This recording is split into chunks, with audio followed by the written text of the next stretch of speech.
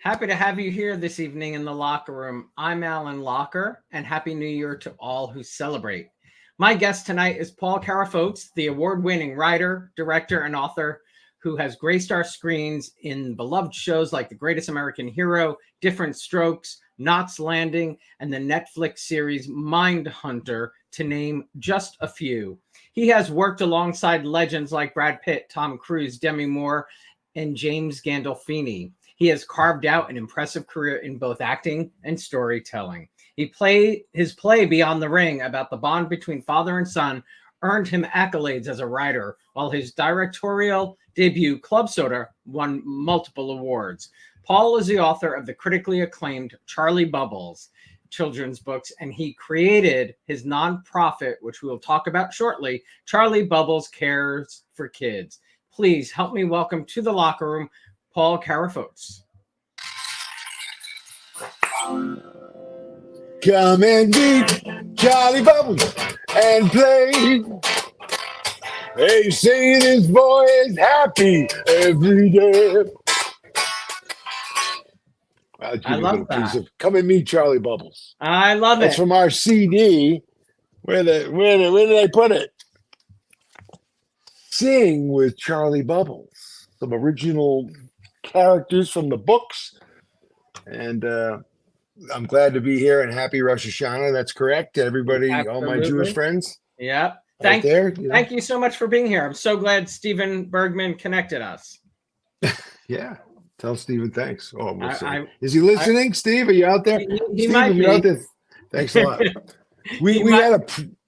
I was going to say that we got together about 2:30 this afternoon to figure out all the technical difficulties. Technology issues. Well, I'm not very good with technology. Let's start with Charlie Bubbles, which I believe you first released 12 years ago. Tell everybody the inspiration behind the book.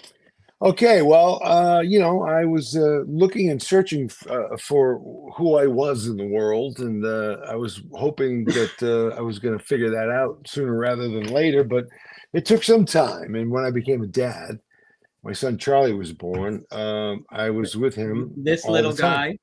Yeah, there he is. That's my sweet son. He's now 6'1", 17 years old. He's a big, strapping baseball player. Holy.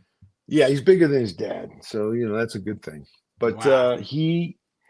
I was with him all day, every day. I'd put him in the little baby beyond, and I'd take him around, and he would, I put him down for his naps and read to him. And so I read all these books, and then as it happens, you think I could do this. I could write a book, write a children's book. And then I used to blow bubbles off my tongue. It was a thing I learned in junior high school. I don't recommend it, but pay attention to school, kids.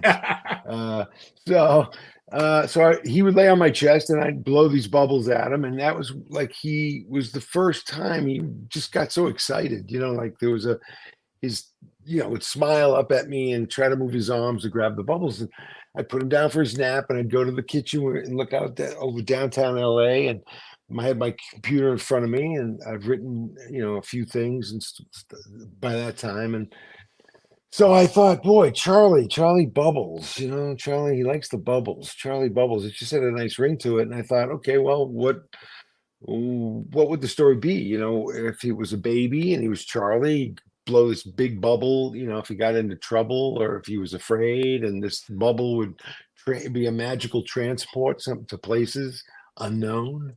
Magically, and he who would he meet and what would happen. And as it turned out, that first one took 5 years, because I thought, I could do this, but it was about 5 years. And by the time Charlie was 5, he could help me. I read a little bit of the story, and he wouldn't like this or he'd like that. In fact, some of the illustrations at the time he would catch, like, Teddy Hiccup is one of the characters. Also, we have a song, Teddy Hiccup. And on the CD, Sing with Charlie Bubbles, available at Amazon and iTunes. So he would say, Dad, he doesn't have his underpants on in this picture. And I'd look, and one picture had the pant, so I'd call the illustrator and say, hey, you gotta put underpants on the bear. And so he would catch things, And as it went along, I just thought that I would give this book to him as a gift. But some of my friends in the business, I gave it to like James Gandolfini, Joe Mantegna, guys like that, and they read it and they really liked it, and so we decided to maybe we put it out, put it up on the Amazon, and it did pretty well. And we thought, okay, well, I guess that's it. And one of the mottos, Charlie Bubbles, is helpful, loving, and kind. And the other thing about Charlie is to say yes to life, to say yes, because anything's possible when you say yes. If you say no, nothing happens. So Charlie would often come. It's a great message for kids. Yeah. Yeah. And it's very imaginative, colorful, it's filled with empathy and courage, and you have to have a little faith in every. Yeah. Did we lose you, Paul? Yeah, there you are. Sorry. There you are. Okay. I try to put it on airplane mode. Oh, and yeah, no, you need the internet. It won't work. So we're going to get interrupted because that was my agent calling, probably some good news or. Okay. Well, that's good. Yeah. So, you also, you mentioned your friends, James Gandolfini and Joe Mantegna, working with, you watch them working with wounded warriors and bringing attention to American veterans, and you were wondering how this could have an impact on children's lives. So that began the birth and journey of Charlie Bubbles Cares for Kids. Talk about. Well, really, yeah, that's true. That's a great connection because my dad was a World War II vet, Purple Heart. He had a ship blown up in Bari, Italy. He was 17 years old. Joe is a big proponent, both Jim and Joe, Jimmy's father was also in World War II. And so there was a big connection there. And I thought that, Jimmy was involved with wounded warriors. So, I would ship off books, in which we still are doing. So, over 10 years, we've been giving a lot of books to them. And Joe, as you know, does that does Veterans Day every year, does the concert in Washington, D.C., and for the vets. And that's the connection. But the giving of the books really came early on, when my kids were in, kindergarten, first grade, we would go, and Charlie wanted to give the books to the kids. So at that time, I was buying the books and going to the schools and giving out the books. Did great for the sales, but I was the one paying for it. So after a little bit of time, we went to a couple of book signings, and Charlie would just give the books away. So he really also not only was the inspiration for the series, and we've got like 6 books, and we have one in Spanish, and we have a hardcover with the first 3. I mean, we've got a lot of product now. He really was the one that came up with pretty much let's give the books away. So what we did was we started a nonprofit called Charlie Bubbles Cares for Kids, and we raise money now, and we give books to the homeless, we newborns, we go to preschools, terrific, kindergarten, 1st, 2nd, 3rd grade. We go to children's hospitals. We've been to LA, Boston Children's Hospital, down in New Orleans. And we try to go to as many of these places and do it. Actually show up. I bring the guitar. We sing a few Charlie Bubbles songs. We give out the books to the kids for free. And it's really kind of a beautiful thing. It's turned out to be a really cool thing. So if you're out there and you're listening, you want to make a donation, you can go to charliebubbles.com. Yeah, you can. Exactly. Well, let's hear from Joe Mantegna himself. Oh, there you go. Take it away, Joe. Hi, I'm Joe Mantegna, and I'd like to introduce you to Charlie Bubbles Cares for Kids. Inspired by a book signing event, little Charlie began giving the books away to kids in need. And that simple act of kindness started the Charlie Bubbles Cares for Kids nonprofit. Now Charlie delivers free books to children throughout the country. The Charlie Bubbles storybooks are filled with positive, reinforcing messages and family values. And by making a tax-deductible donation or buying a book through charliebubbles.com, that helps Charlie provide these books free of charge to school children, kids in hospitals, homeless shelters, and the less fortunate. And every dime donated goes directly to gifting the books. One of Charlie's mottos is, say yes and make anything possible. And you can help by visiting charliebubbles.com and making a donation. Thank you for your support.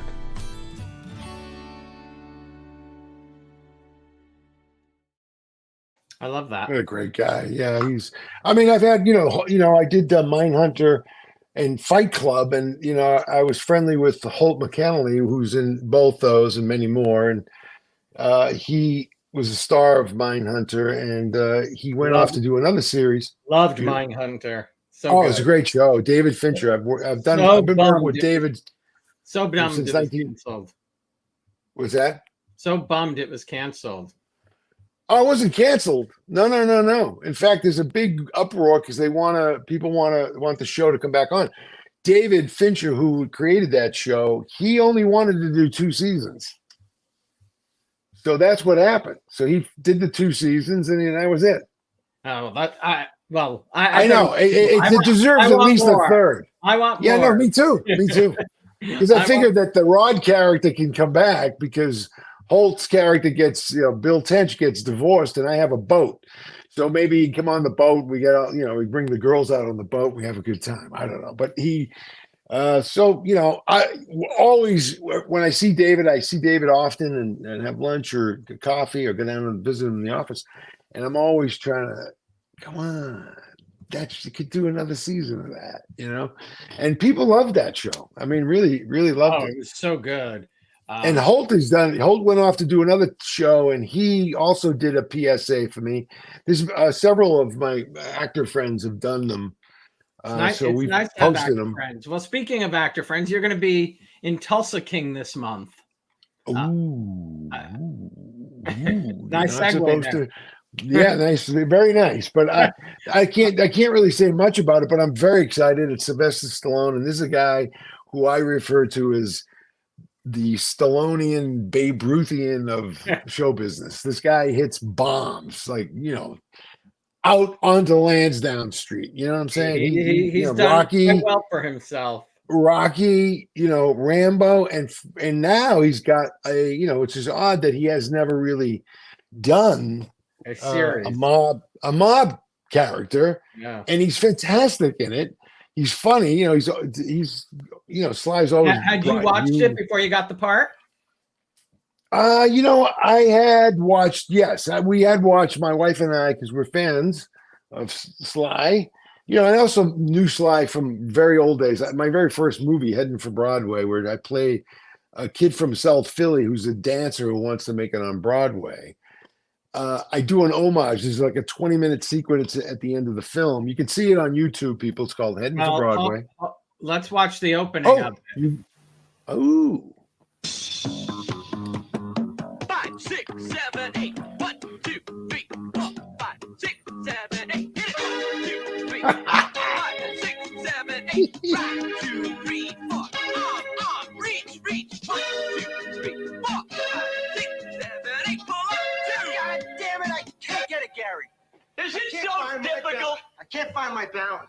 Bullshit, Ralphie. Listen, Ralph. When you audition on Broadway, you get 1 shot. That's 1 minute if you're lucky. I've been up there 4 times. That's a total of 4 minutes. That's considered a lot.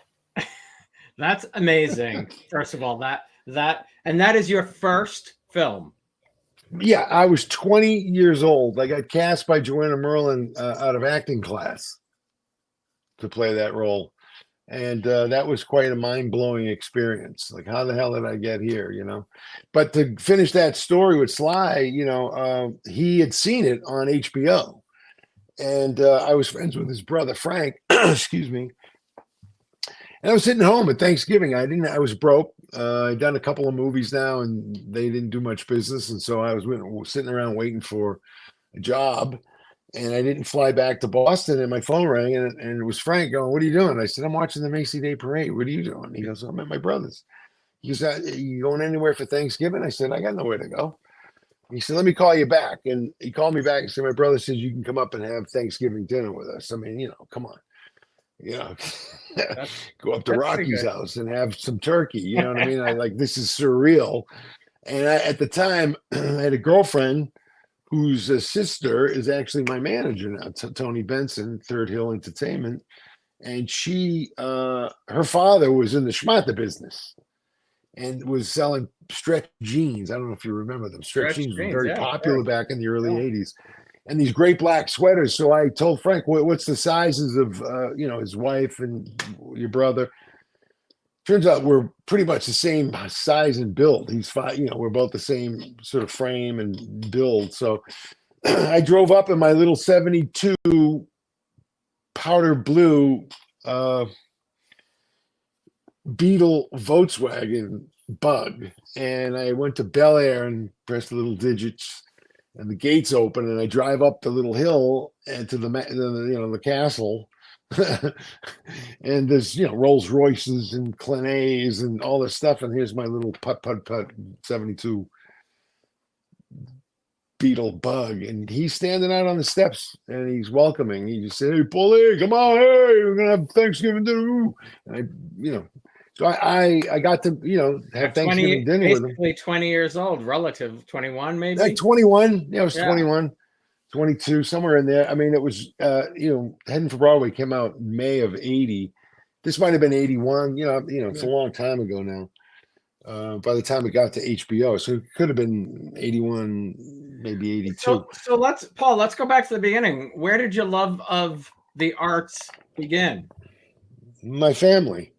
My mother was a music teacher. My father was a bartender and thought he was a drummer. And I had 6 brothers, and we were a large Greek family. There was 2 boys and 4 girls. And we were all very close in age, and we put on shows. My sister Sophia used to wake me out of bed and have me go audition Here's for some stuff. of the family. Oh, there they are. Yeah, it's my brother Jimmy and Sophia, Stephanie, and my lovely sisters, Victoria. Yeah, beautiful. Yeah. So Sophia used to more or less drive all of us insane because she wanted to do the Jerry Lewis telethon and and we put on shows. But it was the Beatles. When I was a little boy, I saw them on the Ed Sullivan Show, and that was it. And I used to then put on the Beatles shows with tennis rackets in the garage, and we'd charge like a penny and hide the record player, and we'd mime this, she loves you. And I was left-handed, and my name was Paul, and my mother's name was Mary. And when I met McCartney, like 1987 in London or something, at the Intercontinental Hotel, oh, there it is. Hey, Did you Paulie. freak Yeah, out? Paul. I was crying like a fan from I had no clue that he was the guest of honor at this luncheon that, when I was doing Knots Landing, somebody had heard some of the music I had written and brought me to London to try to get me a record contract. And she said, "What about this? Let's go to the Northrop Robbins luncheon," and I didn't know what it was. And we went. And I was sitting with Warner Brothers Records and and I look on the tote board and it says guest of honor, table 1, Paul McCartney. And I'm sitting at table 4. So I'm like 10 feet from the guy.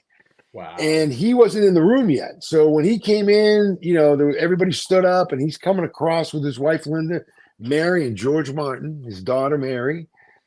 And it was the most... I couldn't believe. I just couldn't believe it. That I was in. This is Paul McCartney. This is like when I was a kid, and how much they meant to me, and how much I loved their music, and they really were the inspiration, driving force, Yeah. the inspiration for me to play music and to get into acting, because that it was all part of it. It was just performance. And what gave you the there I was a- confidence to think you could make a living doing this? I think that my dad, one day driving in, sometimes, the way we raise kids today now, we love them and we tell them, we hug them, we love them. My father was a very huggy, lovey guy, and he was giving the shirt off his back, and he was a very down to earth, very, very real guy, and people loved my dad. And it's one night, was stopped where I grew up. I was walking through Davis Square. I was maybe 13 years old or something, and he stopped the car and opened the door, get in the car, and we're driving, and he just looked at me and he said, "You're gonna make it, kid. I don't know what you're going to do, but you're going to make it," and it was so powerful. And I never forgot those words. Now, I mean, it was blind faith, you know. I mean, Mhm. nobody knows. I had nobody in the business. I didn't know anybody. That gives kids power, I think. I'll tell you a story about Stallone. Can I tell you that this is Yeah. one? I was with my friend Mark Janess. Now, Mark and I met. He was working for my agents back in the 80s. And we got together, two broken-hearted guys in Hollywood. We had girlfriends that we had broken up with. And we got together. We started writing songs. And this is after I made All the Right Moves with Tom Cruise. So I was taking him to dinner at the Rainbow Bar and Grill up on Sunset. And we went in like at 6 o'clock. It just had opened. And there are 4 people in the restaurant. Sylvester Stallone and a friend of his, and this guy that I don't know, and his kid. And as we walk in, Sly goes, "Hey, boy," he gets up and he grabs me and we hug, and I introduce him to my friend Mark, and blah, blah, blah, blah. And we sit down, we have dinner. We leave. I go back around to say, you know, now people are coming in, and I go say goodbye to Sly. It's good to see him, blah, blah, blah. I go out, we give the ticket to get the car. And the other people that were in the restaurant was this guy and his son. And the guy comes up to me and he goes, "Listen, I don't want to bother you, but my son was a huge fan of All the Right Moves, and especially Vinnie Salvucci. And he fumbled the ball in high school. And he's really connected to your character. Would you talk to him for a minute?" I said, "Absolutely." So he came over and I gave him a hug. I said, "Hey, you know." So I wrote him a little. I got something like, I think, the menu, and I signed "From one fumbler to another, don't quit, Paul Carafotes." And I gave it to him. We get in the car, and Mark goes, "What the fuck just happened?" We went into a restaurant, and Sylvester Stallone was in that restaurant. It was just us, those 2 people, and Sly and his friend. And this guy comes out, and he wants your autograph.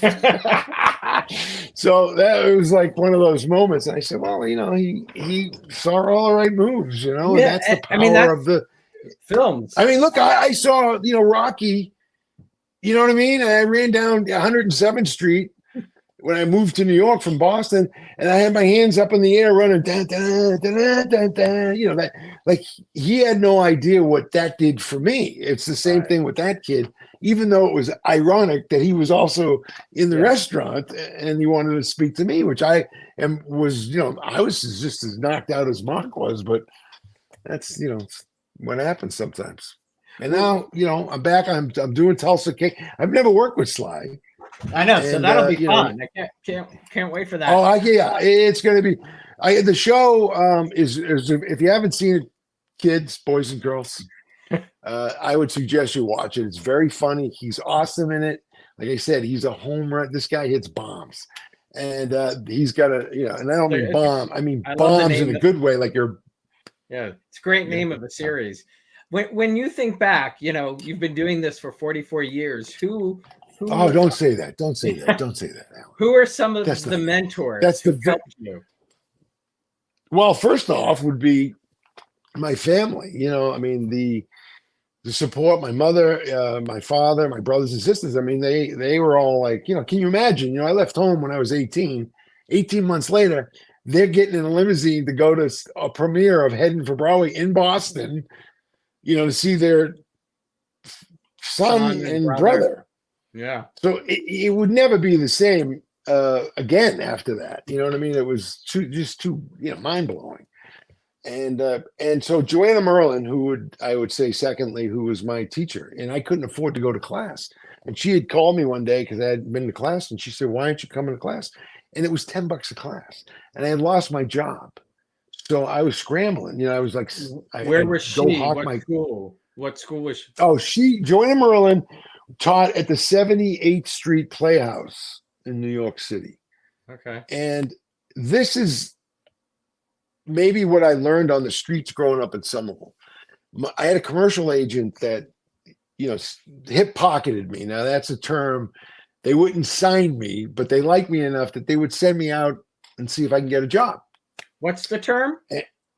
Hip pocket. They're going to put you in the hip pocket. They're going to carry you around for a while and see what you can do. Okay. Wow. I don't think I've heard that one. Yeah.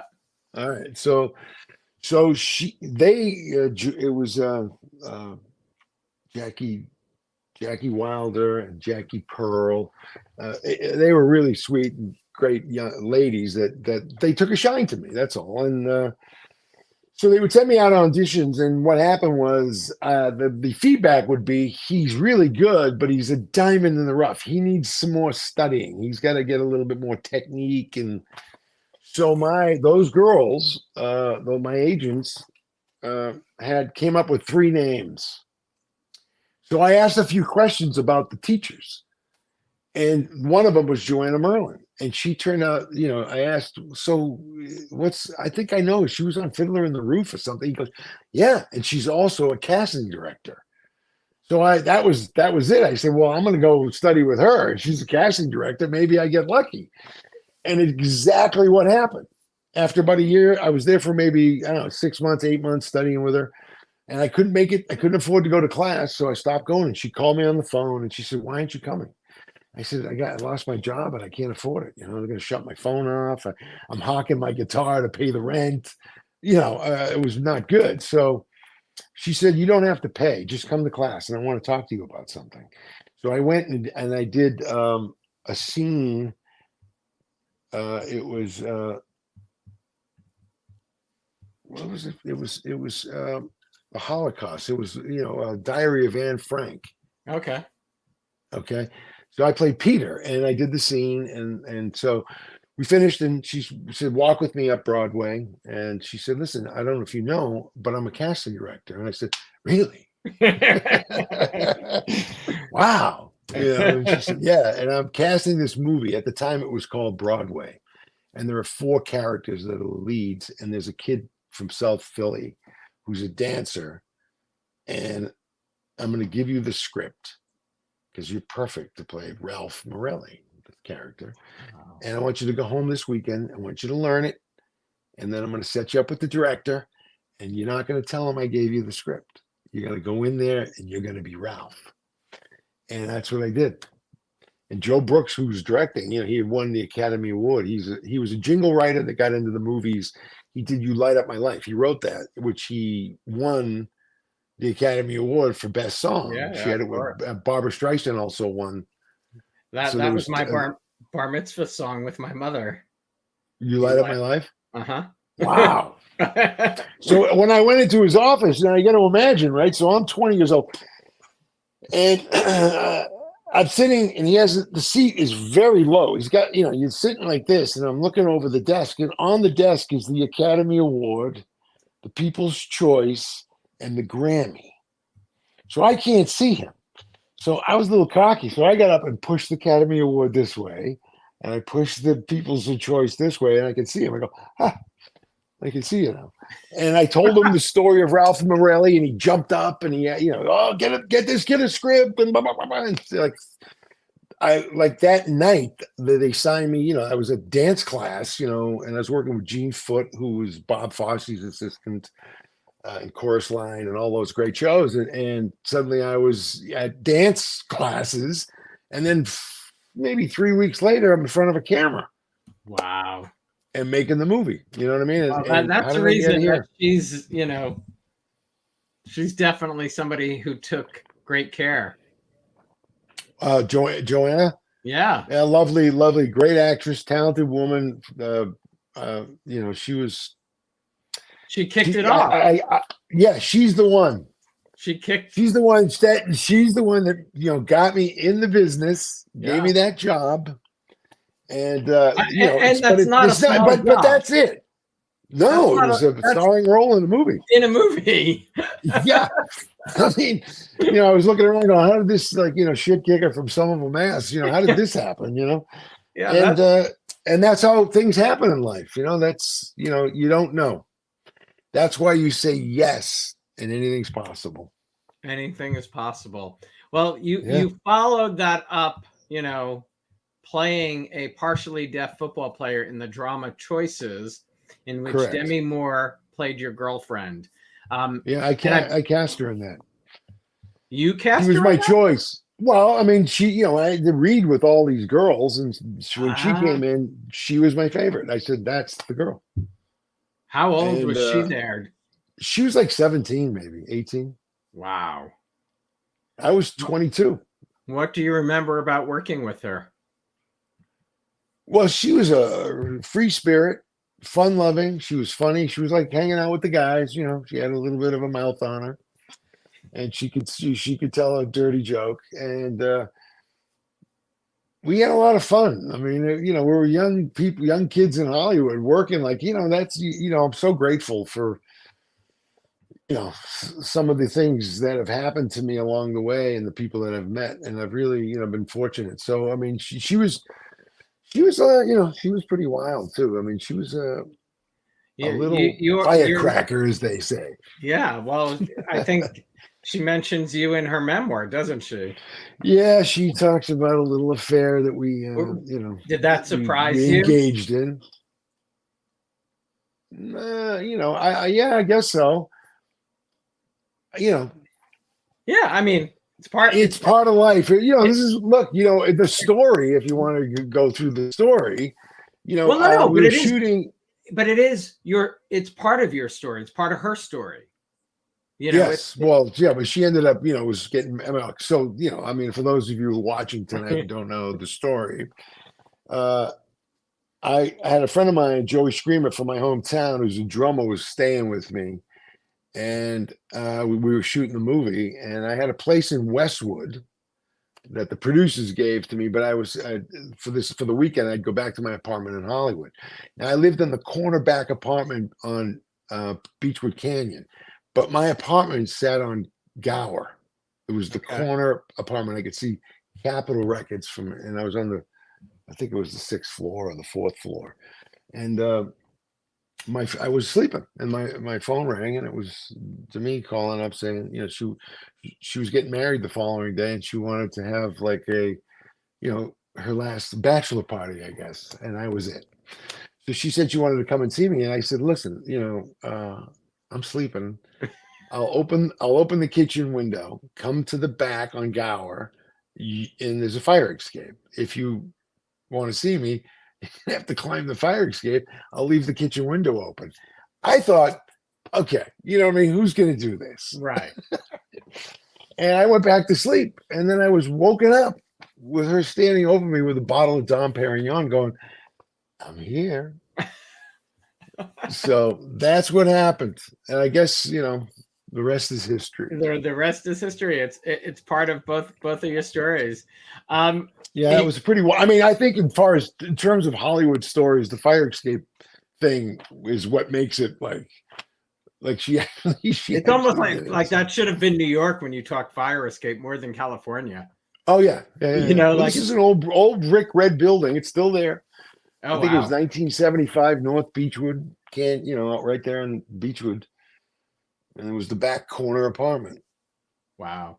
Well, So if in you ever drive through 1980 Hollywood and you go up Gower, you could see the fire escape right up to the window. yeah, that's crazy. It's- That's crazy. 1983, you just mentioned it. All the Right Moves. Tom oh Cruise. yes, yes Tom indeed. Cruise, Chris Penn, Dennis Oh Quaid. yeah, my pal Chris.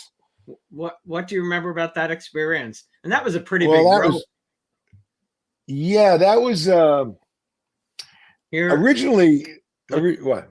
look Oh, at this is you. Tom in it. Yeah. Yeah, Look at that Young- typewriter. yeah. Jeez. Look at him holding a cigarette. Ooh. Oh, did he have a cigarette? Yeah, look at see, you can see the Oh cigarette. yeah, in the my hand. hand. Yeah. There's a lot of memories of that movie. It was now I'd done 2 previous movies that I'd starred in, and this Right. the producers were, you know, they wanted me for the lead in that, you know, but Fox, he had Risky Business, and I unfortunately had Heading for Broadway. So, you know, so there was a little bit of a thing that went on there, but I went home thinking I got this job. And my agent called saying, nah, unfortunately, you know, this is the greatest feedback we've ever had on an actor, but you're not going to get the job. Very depressing. So there's the ups and downs of Hollywood. But within a week, my phone rang. It was my agent going, so you remember that movie? And it wasn't called All the Right Moves. In fact, I have the original script somewhere. I think it was called Saturday's Child Mhm. at the time. And I said, yeah. He said, well, you're sitting down? I said, no. He says, well, I want you to sit down. I said, I want to sit down.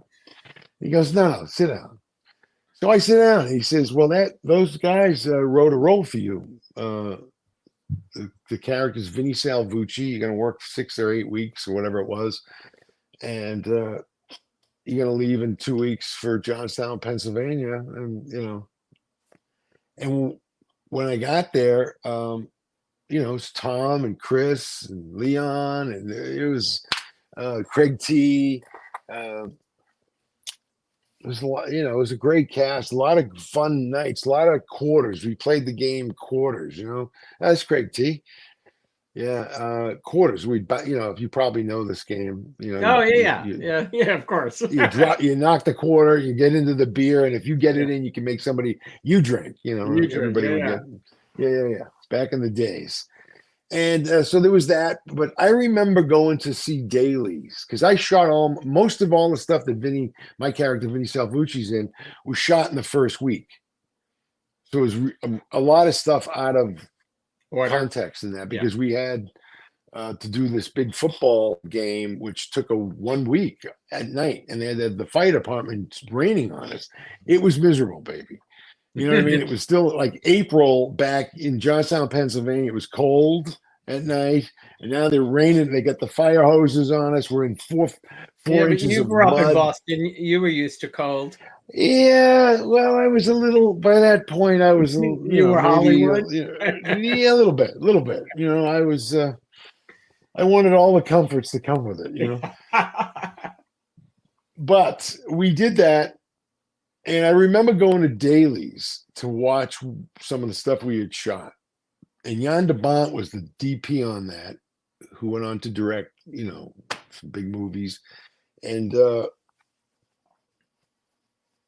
look of the movie, when I sat and watched dailies, I went to the bar and I actually got very emotional because I thought, I've done 2 movies, but this is a movie. Like I'm in a real Hollywood, you felt it by watching the dailies. Yeah, like I said, this is good. This is going to be real. I don't think I got to see anything on Heading for Broadway, and that was, very low budget. Fox didn't really make the movie; they distributed the movie. So it was like we were shooting out of like vans and stealing shots. You know what I mean? It was crazy. The teamsters are showing up. Guys are coming with money. Pay these guys and let them go away. It was crazy. And Choices was also very nicely done. A lot of good people on it, but it was very low budget and small. This was, at the time in 1983, I think the budget was like $7 million or something. That was a lot of money in 1983. So wow. And it looked it. Michael Chapman was the director, and Michael Chapman was one of the greatest cinematographers of and anybody else's generation. He shot The Godfather. He was the cameraman on The Godfather. He was the DP on Raging Bull. I mean, Last Detail. I mean, endless stuff. Oh, wow. So, and it was, he was directorial debut. Oh, and wow. I owe him a debt of gratitude because he wanted me, he was him and Stephen Deutsch, who was producing the movie along with Lucille Ball. Oh, get out. Oh, Lucy. I had no idea. You know Lucy? I didn't know. Yeah, well, she wasn't on the set. Her husband was on the set. Gary Morton. Yeah, Gary Morton, baby. Come on, Gary Morton. And Gary was on the set, and I got along with Gary. We tell all the jokes. He was, he used to be a stand-up comedian. He'd go, Paul, call me a cab. I go, you're a cab. I mean, it was silly stuff, but so that a lot of great memories. I mean, Chris Penn, we'd fall asleep. You have a cue light, Tom and I are in a scene, and Chris enters the scene, and we'd rehearse it, and then we go to shoot it. And Steve's, they're there, they got the little button and they're hitting it. There's no Chris, and he'd be snoring off the time to get up. Yeah. Time to get he's up. The only guy I knew, when in Hollywood, I would come home from a night out and he would be at my house. He'd break into my house and he'd be hanging out, drinking my vodka. Chris, baby. Wow. He was wild. He was, take me. Yeah, God, it was. We had so many laughs, so much fun. That was a lot of fun. That movie, Gone and that too was the soon, that movie. one. What's that? Gone too soon, Chris. Oh, absolutely, and Yeah. great talent.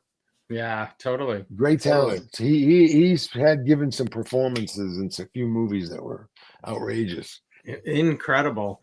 Well, Yeah, you know, and very emotional actor. In my estimation, yeah, he was phenomenal. Knots very Landing, deep.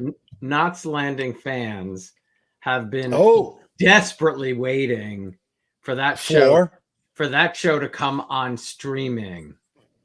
It just did on Plex. I or know, something, right? but they have been waiting for decades. So people, I have to say something about Knots Landing. Now I had no idea what that show was. yeah, I was going to ask you. You joined in the 9th season, so you had no idea what it was. In fact, when my agent told me I was up to do My Two Dads or some other show, I was like, to star in the series, my own show or something, and it didn't happen. And at the same day, when I came back to the office, waiting for the offer, which never came, and folks, this is Hollywood. It looks like it's going it looks good, but you get the left hook. So I've been up and down the mountain, but I didn't know what Knots Landing was.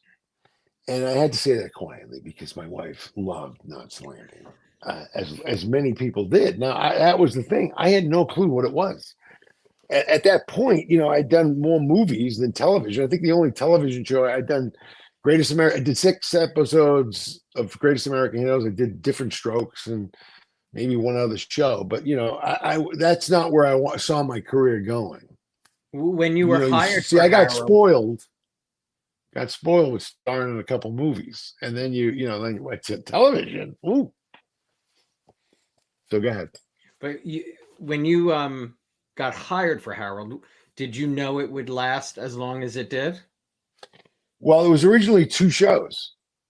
Wow.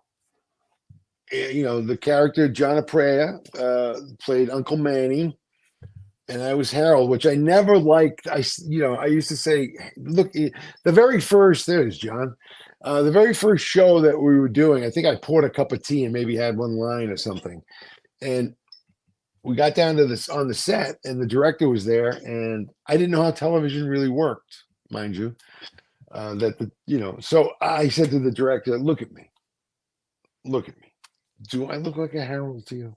And he goes, no, you don't. You actually, you're like more like a Tony, more like a Joey, more like a Vinny. And I said, yeah, Vinny Bubat. So I said, well, what can we do about it? So he brought me over. At that time, they had phones on the set, so he picked up the phone, he called the office, and he said, hey, I'm down here with the kid that's playing Harold. He don't look like a Harold to me. Maybe we ought to change his. Right. Okay. Hung up the phone. He goes, you're Harold. That was it. Like they weren't gonna have it. So it was originally 2 shows. I think we started like in 87, like around the fall, like around now. We did a couple of the shows, and it aired in 88. Because there was 6 weeks, 4 to 6 weeks behind, right? So those 2 shows aired in 88, and I was so shocked at the power of that show. Like I did 2 shows. I had maybe a few lines on whatever it was. And people lost their collective minds. Like I was at the gym taking showering after working out, and I looked down, washing my hair, and there's a pair of feet. And I look up, and there's a guy standing there. And I go, yeah. And he goes, do you love her? I go, do I love who? He said, Olivia. And I go, do you mind if I finish taking the shower? And then, I'll meet you in the lobby or whatever. And he goes, no, you got to tell me, because my wife is crazy about the show. And it was this kind of stuff that was, I had been recognized. And when you're in the movies, by the way, so you're 50 feet by 50 feet, right? And people tend to you're in the movies, like they don't know how to approach you really. They are very But when you're on television and you're in something that people love, Love. they think I know them. So I never had experienced that, and that was pretty wild. And and then I came back and did, I think, 11 shows from the end of '87. And Kevin Dobson, God bless him and God rest his soul. I got along with everybody, but Kevin, I could go to Kevin and I'd say, "Hey, Kevin, I'm reading the script. I'd say, I got this idea, to change this. Like, there's a scene, down in, we're in Mexico and we got him hostage and we're trying to make the deal with Lotus Point and Donna and everybody. And so Wow, I'm in love with you just gave me a flashback. I had not heard Lotus Point in years. Because I used to watch totally. Oh, well, then okay. So but that was an experience to no other that I've had. The power of that show and the amount of insanity that went on in my life once I appeared on that show. It was like my childhood dream to be a Beatle. It was a little bit of that. I wouldn't say it was to that extent that they had, but I was getting like that attention, and it's really mind blowing. And I will say this 30 years ago, and maybe more. I was going to ask and you. There's all these things on, like, there's Diane, like the gentleman you mentioned that put us together, like this. Diane Latier, she's got a cookbook, a Knots Landing cookbook, and she asked me to do a couple recipes, and she's got one of these, she's got her own Knots Landing group. Then you go on that, I go on them, and I actually, like, when she welcomes, help us welcome the 10 new members, right? And I get it right on there and go, hey guys, I'm glad you're here. Like I'm still knocked out, and I have such gratitude in my heart for the fans, the people that love that show, because it's like a Beatle passion. It's like how I feel about the Beatles. Like, people are into it, man. Yeah.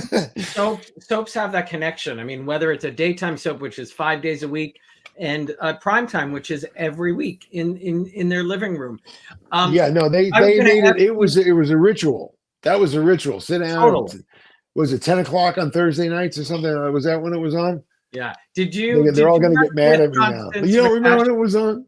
I'm sorry. It was 10 o'clock on Thursday nights, I think. Thursday night, yeah. Yeah, Thursday night, 10 o'clock. Did you work with Constance McCashin? Was she played Laura? I don't know. I don't think so. She's a rider. Oh, yes. No, I did. She was in the relationship with Michael. Is that correct? Didn't she? Was she dating on the show? Weren't they together on the show, or trying to get Laura? And I don't know. Hey, let's take a look at you and Kevin together. Oh, great.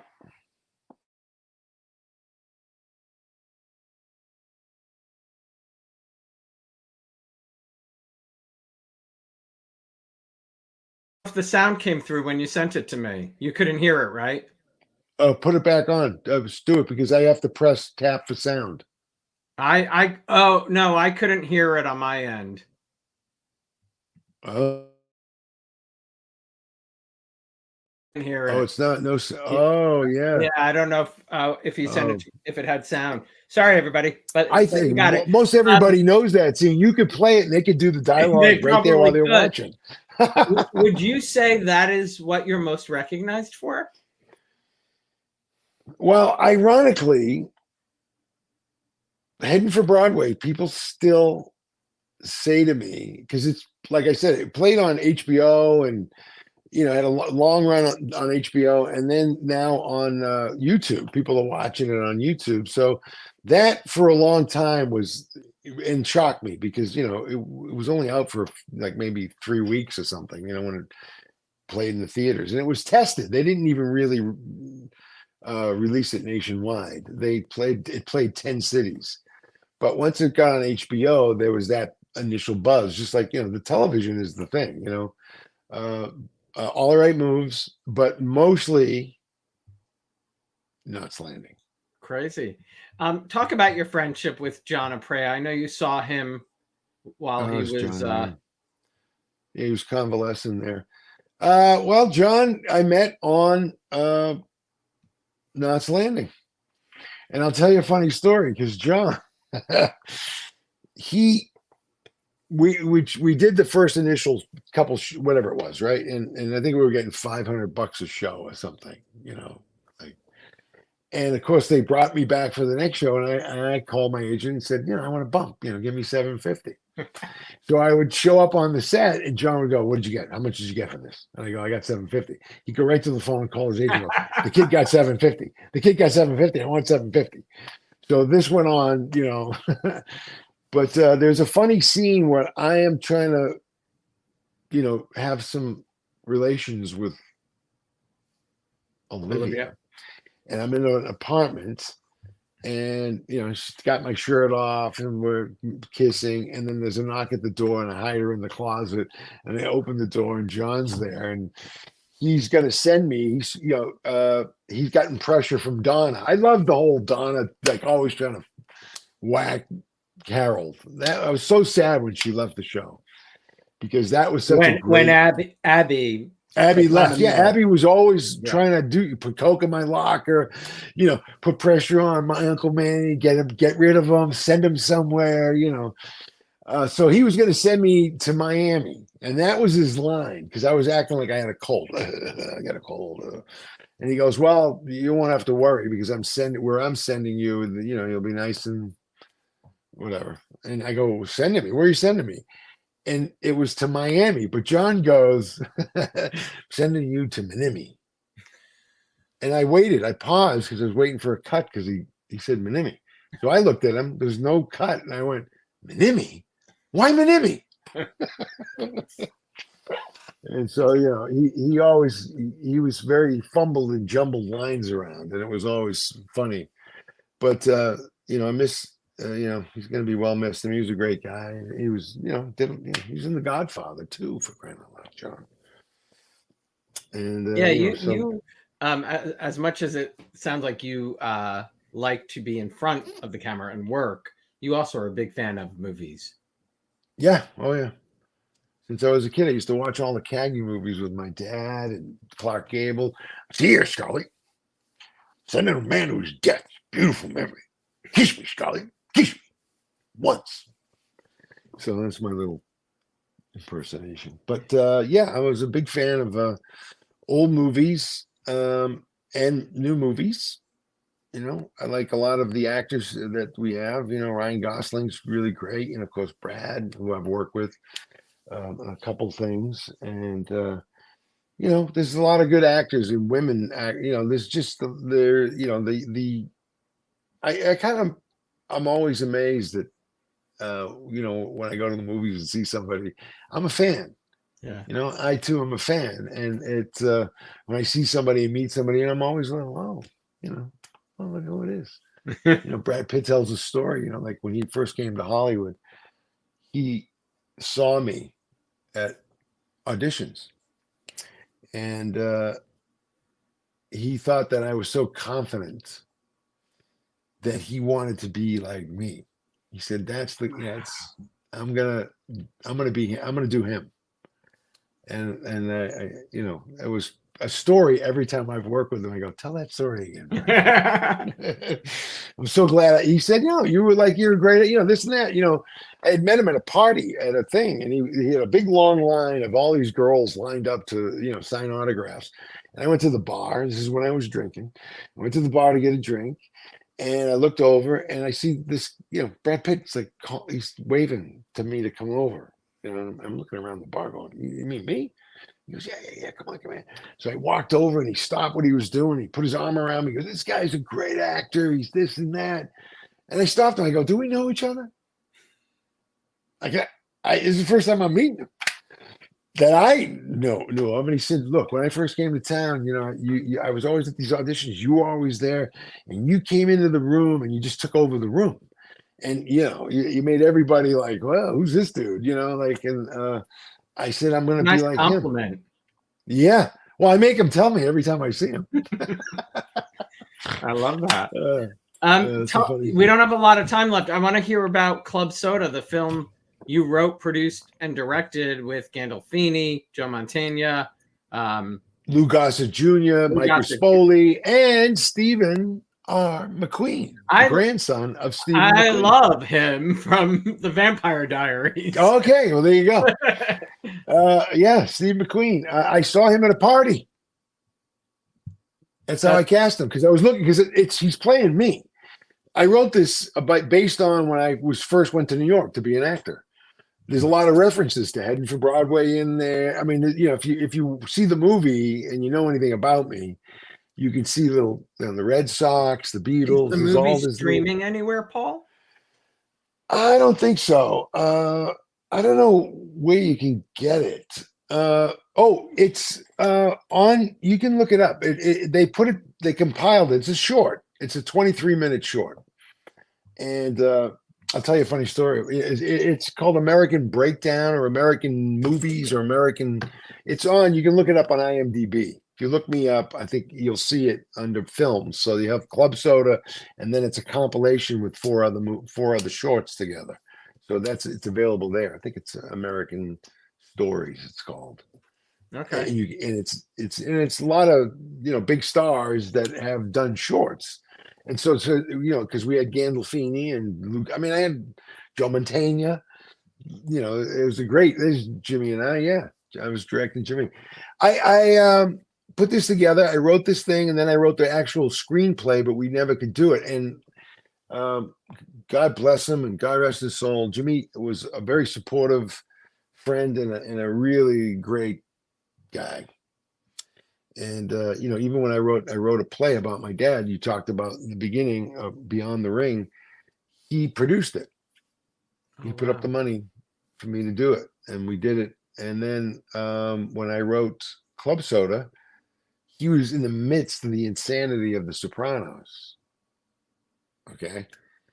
And I raised some money. He gave me money. God bless him. He put up some money. He'd call me on the phone. He says, "What part am I playing? And when do I have to be there?" And he was like, he's as always a malcontent and just out of his mind. And there was all this stuff going on in his life. And he said, I don't know if I can do it. I said, "Well, look, we're starting to shoot next Friday or Thursday. If you're not here, I'm giving the part to Joe Mantegna." And he went, "I'll be there." Because I would step in. I was going to play what Joe's part was. This friend of mine, Mike Cavagrati from New York. And this all took place at a bar I hung out at in New York when I was a kid before I got heading for Broadway. That's the story. Like, it's a little bit of it's a supernatural fable with based on a true story. It was about me, when I hanging out with these guys. More? Well, it's funny. Pete Rose just died. I directed a commercial with his wife. It was an infomercial for a product called V Screen, and I have all this footage with Pete because I put the camera on Pete, made him do stuff, and I'm trying to figure out if I should,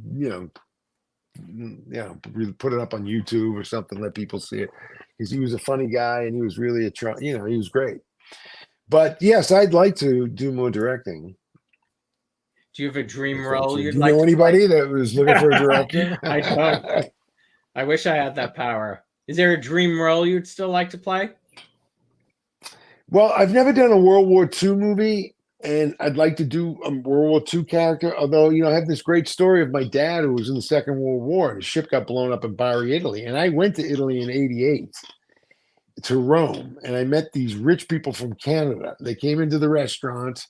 They sat down next to me. They were speaking English. I was on a date with this beautiful Italian girl that I couldn't speak any Italian to, even though I make my living as an Italian. And I had my little, book, my little translation book, and like dictionary. And they sat down. They're speaking English. So I started buying them drinks, and we were in Via Veneto at Joe's Cafe on Via Veneto in Italy, in Rome, and he said to me, "What are you doing? What's next on the list?" I said, "Well, I'm going to Bari tomorrow." And he stopped, and his veneer changed, and he was suddenly very serious. He said, "Why are you going to Bari?" I said, "That's where my father's ship blew up in the Second World War. He was 17 years old." And he said, his eyeballs were spinning in his head. And he said, "Do you know who I am?" I said, "I don't know who you are." He said, "Do you know who I am?" So he goes, no, I don't. I said, well, okay, touche. But he said, I'm one of the richest men from Canada, and I was too old to be in the war, but too rich for them to keep me out. I had a small fleet of boats that when the Allies got into trouble, I went and pulled sailors out of the water. I pulled your father out of the water in Byron. I mean, I get chills, man. And I call for the house phone. I'm calling Boston, my hometown. Guy, Dad, I got a guy that pulled you out of the water. Get on the phone and we're drunk. But that was wild. Wow. I mean, Is because I that grew up with that story, and is that the I've been reason? thinking about writing. In Beyond the Ring, the play, I have a sequence of the night that his ship got blown up. Wow.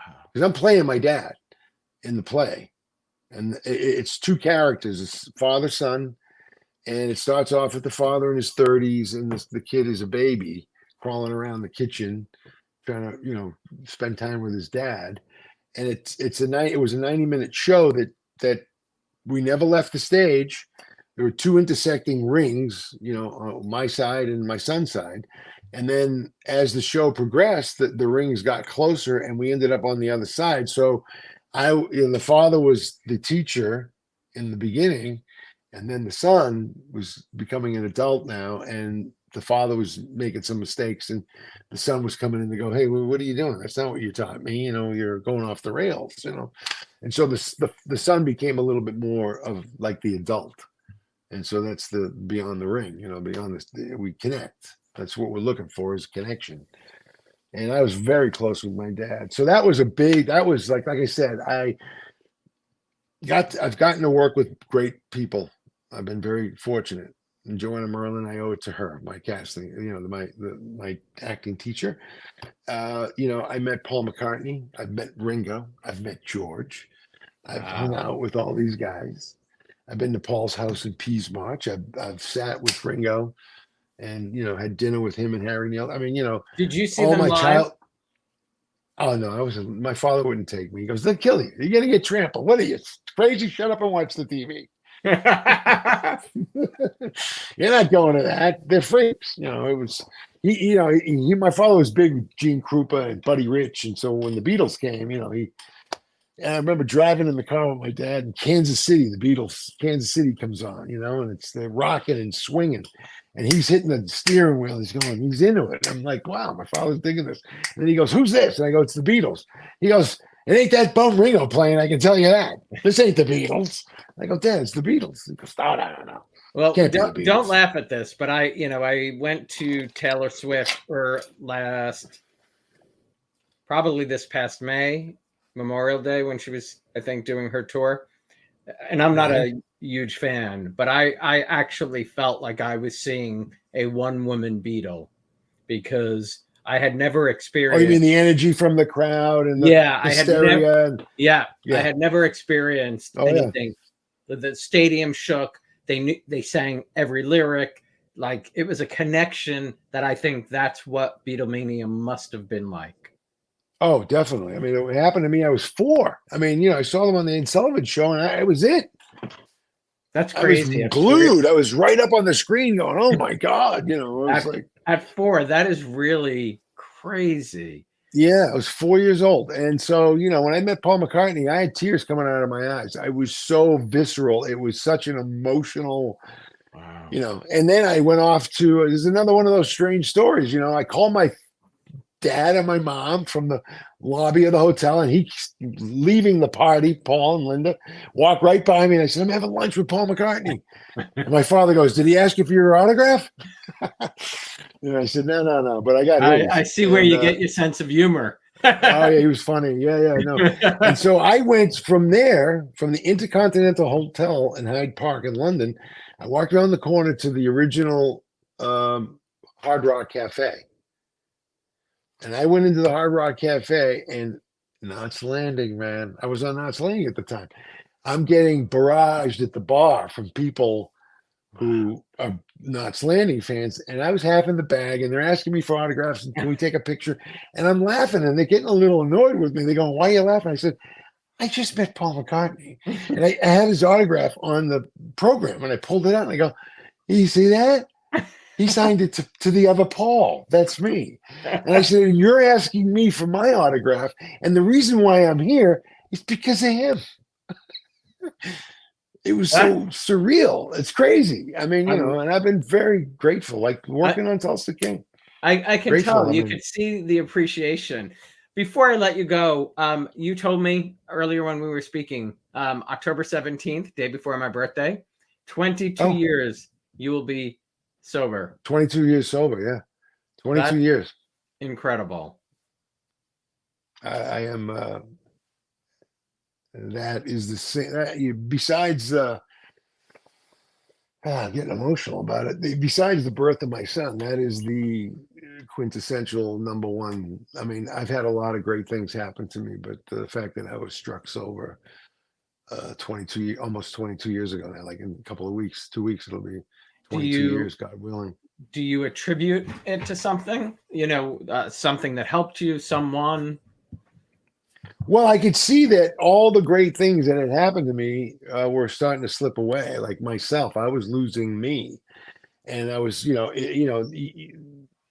Hollywood's rough. It's a rough ride, and you got to be strong. And I can remember going home telling my father, like, I'm losing it, man. I don't know.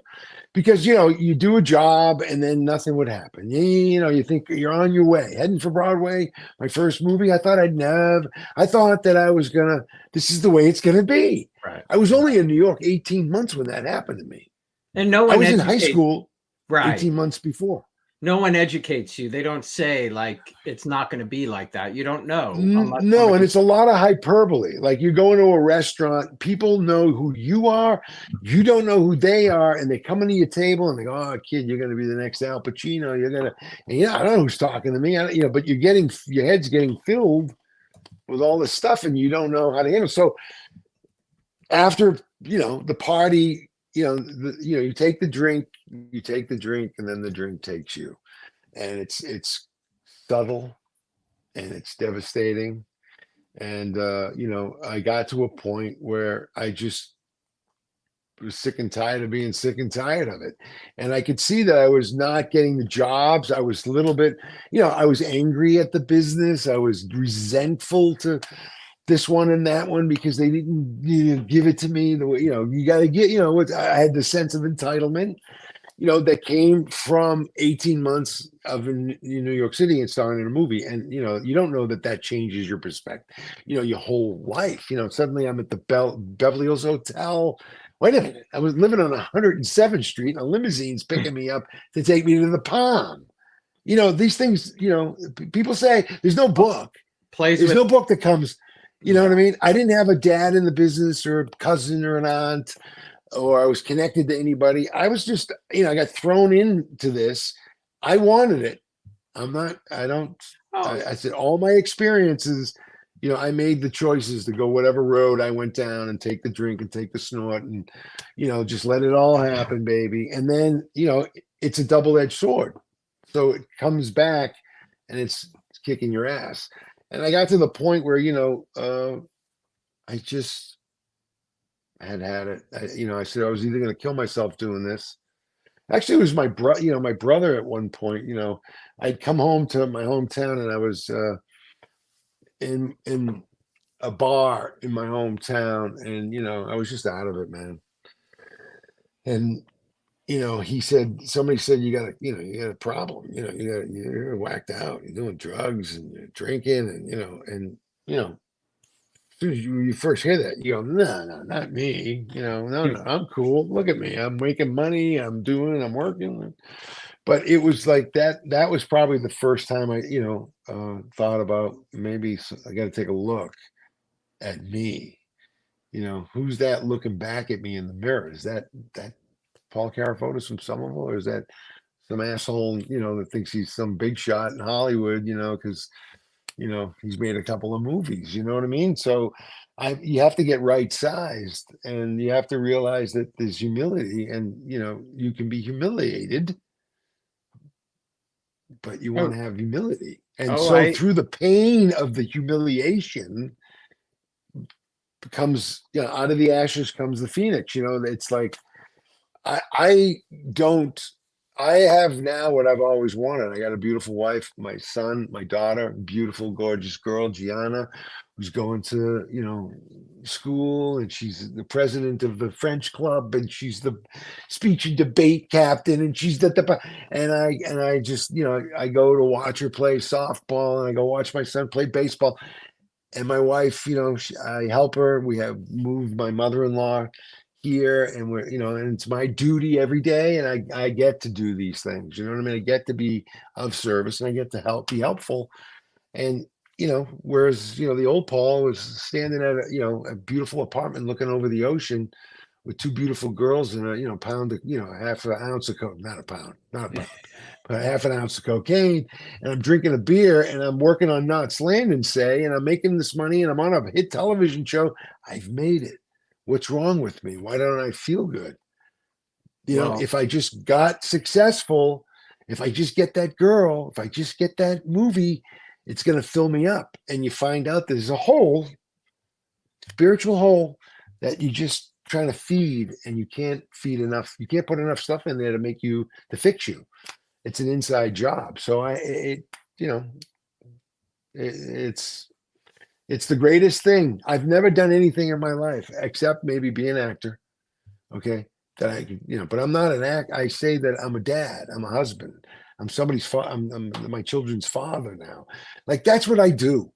I'm an actor, That's and beautiful. I'm fortunate and grateful that, I have a show coming. I think it's going to be on, folks, on Tulsa King, October 27th.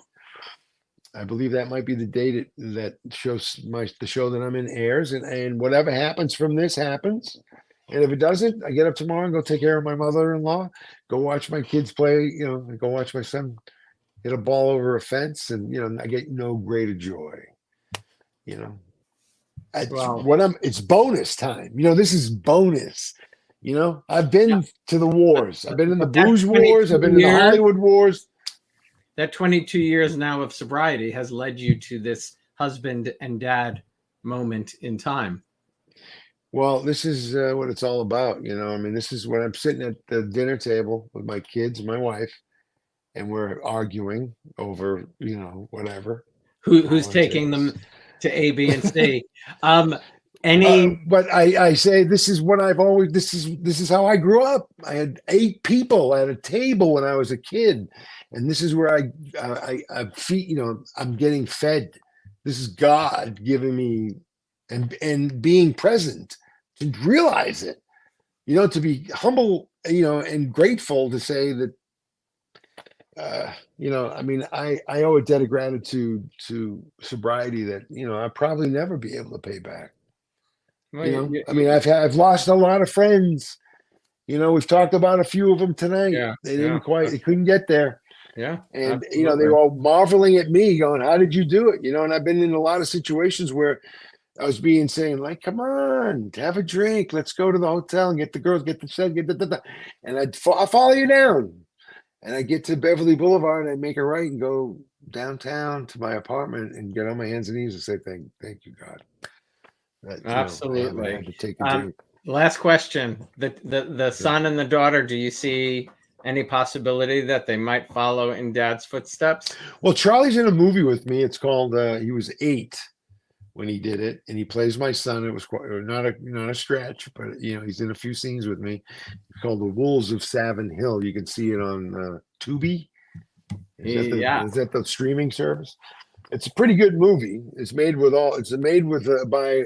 love from a bunch of alcoholics, and it's a pretty interesting story. And the Savin Hill is in Boston. So it's a kind of a Boston story, but Charlie's in it. What did I do with you? Do it, Sean. Don't you have any? This is it, right? Yeah. Leave us alone. Regina, I'm in a little bit of a situation here, and I really need to speak to your husband. Get the hell out of here before I shoot you myself. And there comes Charlie. Hey, little guy. Hey, everything's fine. Do you think he still want to do it? He could. Both of them have got talent. They both play piano, and my daughter's in everything. Like I said, she's amazing. She amazes me. Like her mother, she does it all. She's speech and debate. She's in the this jazz band and chore. He's on and on and on. And my son's just pretty much baseball player, a little bit of piano. He stopped playing actually. Baseball got in the way of that. It's just, being here in Southern California, it's pretty serious when you love it like he does. I told them both, and I'm going to tell you now, Alan, that that you get this is what my mother wanted me to do: get an education first, and then you can have at it. And I impress that upon my children, because even though I've been moderately successful in this business, I made a lot of killings, but I didn't make a living sometimes. And if I had people ask me, what college did you go to, and I always say discotheque.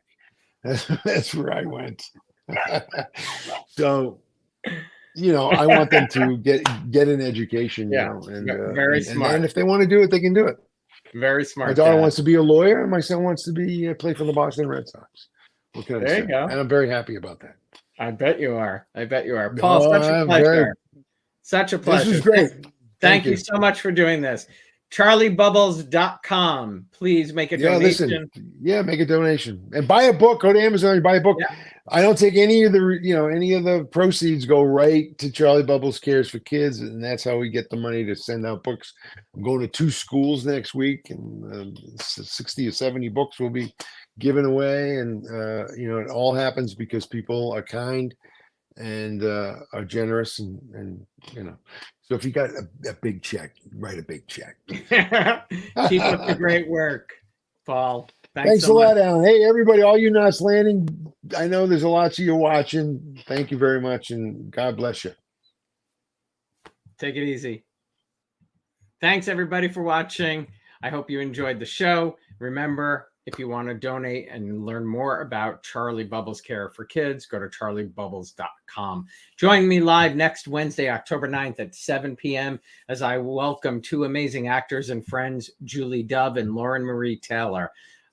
Julie and Lauren Marie have shared a deep friendship since Julie's teenage years, thanks to a 10-year fan letter exchange that started when Julie was just 13. We'll dive into their friendship, their careers, days of our lives, and loving. If you haven't yet subscribed to my YouTube channel, you could do so down below. Turn on the notifications for reminders of all upcoming shows. And if you like to stream audio versions, just search The Locker Room on your favorite podcast app. Have a great weekend, everybody. And as always, please stay safe.